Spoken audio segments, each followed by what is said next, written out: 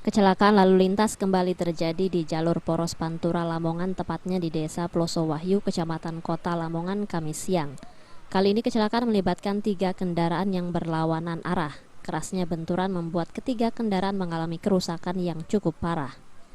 Untuk menghindari kemacetan yang lebih panjang, petugas dibantu warga langsung melakukan evakuasi ketiga kendaraan ke pinggir jalan. Menurut keterangan saksi, kecelakaan ini bermula dari minibus yang dikemudikan PI. Warga berondong melaju dari arah timur dengan kecepatan tinggi.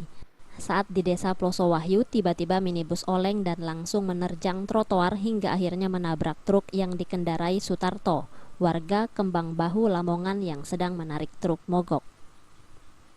Kayaknya tadi gimana, Pak?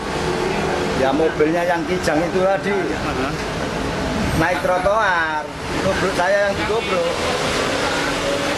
Kecepatannya gimana tadi, Pak? Apa? Kecepatannya gimana tadi? Kecepatannya siapa? Kijang. Ya kurang tahu, pokoknya dari sana buang. Terus saya kan pelan-pelan sambil narik mobil itu tadi. Ada celurut dari timur. Tahu-tahu melintas. Iya, udah di agak samping saya.